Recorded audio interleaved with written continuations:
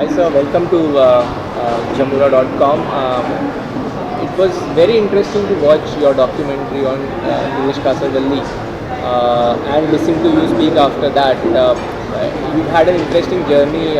You are, I wouldn't dare to say, not very young for a first-time director, but usually when you see first-time directors, they are, fairly fresh and fairly young. So could you just talk about the journey up till now? As how did you come into filmmaking?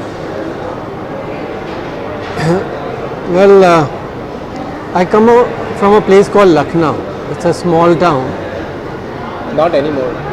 Yeah, not anymore now. Maybe a smart city very soon. Well, I come from a middle class family, and while I was growing up, I happened to see films like Bhuvan Chhome, if I remember, was the first film which I saw, and I'm talking about the non-commercial films, and then I saw Sara Akash and things like that. These kind of films really excited me, and so they created some kind of a desire within me to be a filmmaker. But like the circumstances were, the family never allowed me to take up that kind of adventure, and so I went on a different path. My family wanted to be an IAS officer, and they wanted me to do well in studies and things like that. So I did all that, keeping the demands of the family in my mind. But given a choice at that point itself, while I was doing MSc in nuclear physics, I would have gone and joined FTII. So that dream remained unfinished all my life. The struggle in life was to first establish yourself financially, socially, in terms of family prestige, so on and so forth. So, and therefore, for that journey of 35 years, the filmmaking took a backseat, and I consciously put it aside in a different box, somewhere at the back of my mind, and I thought I will open it up at the right point in time. So just a couple of years back, when I had started reaching, what should I say, the tip of my professional career, or the height of my professional career, and I started realizing that I had an unfinished dream, and at that point in time I had sufficient financial and social resources so to get into what actually I wanted to do in my life. So I started educating myself. I went around, did short films, started reading and upgrading my knowledge about filmmaking, started attending workshops, etc., etc. Because and that's how one day I put it across to my wife, that I said, I don't want to die as a banker. I would rather like to die as a filmmaker. So that was the tipping point, and that really, from that day onwards, I decided that I'm going to finish this unfinished dream. And so the journey began. It's quite interesting and quite dramatic, because I'm wondering what your wife had to say to that dramatic phase. She is one who has been walking along with me. In fact, I shared this dream on my wedding night with my wife, that I want to be a filmmaker, and we often used to discuss about it, but she said, no, abhi to, we have to do this, we have to do that, this responsibility, that responsibility. So it went on, and she has been quite supportive. She knew that I always wanted to do that. So just when a couple of years back, when I said this to her, she agreed, and she said, now okay, you can now start the different second innings of your life, and she has been with me, and that's how, if you see all my films, she always comes, OP Srivastava comes as the producer of my film. She is not only the moral inspiration, she is also my fund provider, so to say, at this point in time. Could you talk a bit about how you came to choosing Girish Kasarwalli and his films as a subject for your first film? See, it's interesting, as I mentioned the other day, I went to join a film appreciation course which was done by FTII, and it was in Goa in 2012 July, if I remember correctly, and Girish ji had come to take a master class. So first we saw his film Dvipa, and then the master spoke. So somehow intuitively it occurred to me that this is the kind of film I would like to make, and this is the kind of a filmmaker I would like to become. So at the end of the class I went to him and requested him, sir, I want to be your assistant. So probably he found it difficult to believe. Then he asked me about my background and things like that. So I told him this is what I am doing. I'm running a real estate fund of $1 billion. So so it took some time for me to convince him that I was really serious about becoming a filmmaker at this stage in my life, and that to learn filmmaking from a filmmaker, which I would say is not very well known in Mumbai and the northern part of India, and do a film on him. So it took me a lot of effort, lot of persuasion, lot of writing, lot of calls to make him believe that I really was serious about making a film on Girish Kasarvalli.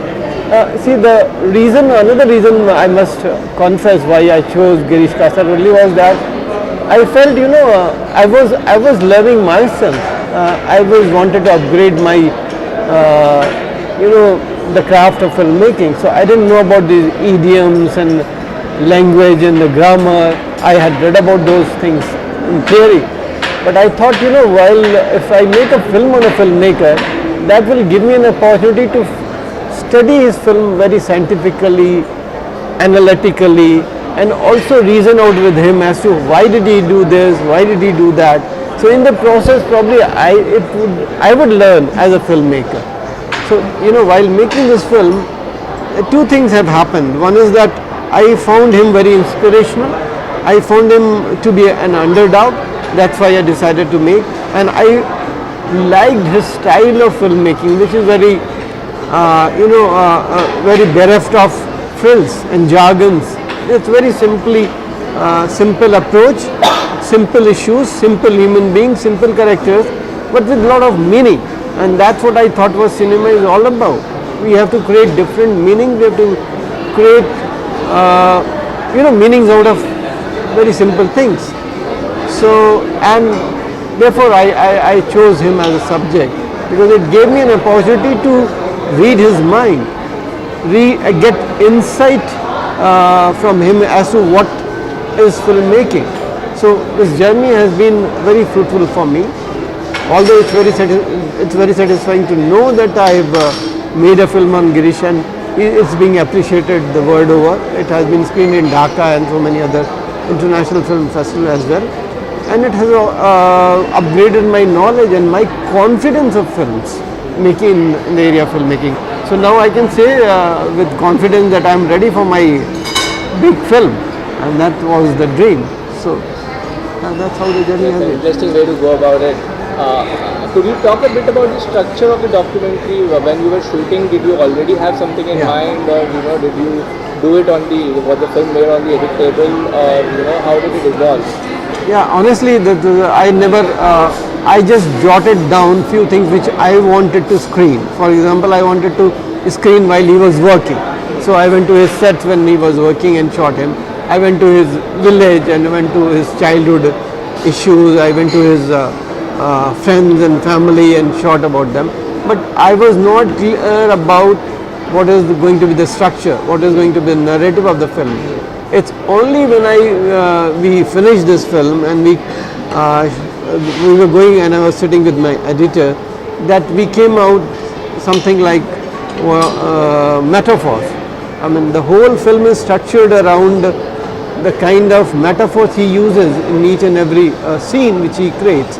So that's how we found this narrative and the structure and called it a life in metaphors. So then we structured the film in terms of which are those metaphors and how he has gone about, what is the relationship with those metaphors and what does he mean by those metaphors. and what is a metaphor in technically speaking as an idiom. So that's how the structure developed on the edit table. And as far as shooting is concerned, you shot him shooting, you shot in his village, you shot him in his home, I think in Bangalore. So, like, could you talk about the experience of shooting a documentary? Obviously, your first documentary. Yeah. Could you talk a bit about that? Yeah. See, in fact, he has been very supportive. He knew that I was putting in my personal money, so he has helped me a lot in terms of reducing my budget.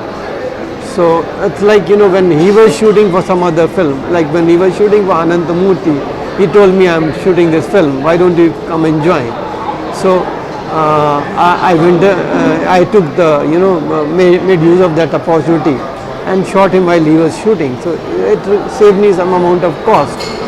That is one. And what was the other thing how to write? The experience of shooting it Yeah. also. Did he provide you inputs in terms of, was he also No. like shadow directing and telling you, okay, maybe you should place the camera here? Yeah, no, unfortunately not. Unfortunately, we never discussed about, in fact, we never discussed about what is going to be in the film. He said, he was very open. He was, sorry. I was telling him is what I would like to shoot. So he'll guide me that if you want to shoot my village, that's the time when I am probably traveling to my village, you join me. Then when I told him I want to shoot him while he is shooting, so then he would tell me that this is the date when the shooting is happening, you join me. When I wanted, he came to Pune for some FTIA festival and all that. So that's the opportunity I took and said, I want to shoot you reliving your FTIA days. So he said, okay, I'm visiting FTIA on this day, you come and we'll shoot there. So he has been only supporting me in terms of facilitating the production of the film. But he never gave me input as to what should be in my film, what should not be in film. I told him I want copies of the film. So he gave me the context of the producer. So that was in fact the biggest struggle for me to getting quality prints of, digitized prints of Girish's old films. Most of the films have not been digitized, and some of them are with the government institutions like Doordarshan, who couldn't care less about gems like Bandhana Vesha. So it has been a difficult time for me to get the prints, etc. But he only guided. He only provided me support. And when in fact, I showed him the film before releasing it. He said the only suggestion he gave me is that "Mera portion kam karo." I am talking too much. So why don't you? Are you concentrating on me? Don't concentrate on me. Concentrate on others. I respected that, but I stood to my guns, and I did what I wanted to do. In fact, sometimes he felt that this was a little uneasy for him, but I persisted. To be honest with him, he was not. Somebody made a comment like that he deserves an Oscar and all that. He said, "Yeah, ye sab mat bolo. This is what I feel. This is my voice. So I'll stand by it and I'll learn to keep it in the film." So he never interfered that way. And as far as learnings from the film, right? So there are two things. What did you learn from him, and what did you learn about him? So maybe first about him, and then learn from. See, what I learned about him is that this man deserves to be on top of the film world, but he has not been there. No, he has created products which are internationally world class. You go and talk to international. I interviewed a lot of international critics. They rave about his film, but in India, he has not got his due. So this man has been very, very reticent. This man has been very withdrawn. I learned that he is a kind of a person who never talks about himself. He is not marketing savvy at all. So so this is one big learning which I got after spending some time with Girish, that he doesn't push himself. He articulates the voice of the millions in the downtrodden and the ordinary human beings. but he doesn't create a voice of his own. I know contemporary filmmakers who will talk from the top of the ceiling about their films, but he is not the person who will talk about his own films. So I learned a lot of things about his nature, his shy nature, his honesty, his integrity. I'm yet to meet a single person. I have interviewed so many of his cast and crew. I am yet to meet a single person who would say that Girish ji has been unfair to me, or he has done this injustice to me, or he didn't pay me this, or he didn't do this thing. Because you hear so many stories about filmmakers, who shortchange people all over across. But I am yet to meet a person who will not say good words about Girish Kasarwal. So this is the kind of man he is. And what did you learn from him as far as filmmaking is concerned? So I learned quite a few things from him in terms of making a film. One is that, I always thought before starting on a venture that a filmmaking means huge amount of money. A filmmaking means going to the Switzerland and using big cranes to make a film. But I learned from him that film can be made with an ordinary camera in a village with doing a recording on a mobile phone. So his film, he taught me that the money doesn't make a difference. If you want to convey something, if your cinema is not about using high technology, cinema is about touching people's heart. Cinema is about emotions, and the emotions can be done without technology. They were done 50 years back cinematically using very ordinary technology, and they still can be done today. So technology must not be the driver of your film. The content, the story that is telling, the idiom, the language which you want to use should be the driver of your film. Right. And so what's next for you now? Well, now I think I'm very confident in terms of where I have reached, and I'm going to launch my commercial film next. I have already finished 2 scripts. For last parallelly I've been working on for last 2 years on 2 scripts. Those are ready, and those are going to be a small budget film though, but different, very different from what you have seen in Hindi cinema. It's going to be in Hindi, that's my mother tongue. So I'm shortly going to launch my first independent film. We wish you luck with your film, and loved watching your film, and I must say that it's an absolute pleasure to watch something on a filmmaker you admire so much, and there is a dearth of such work happening in India. I think more and more people need to go out there and document some of these luminaries that we have and their work. So thanks for doing that, and wish you all the luck with your Thank you, Arun. Thank you so much. Thank you.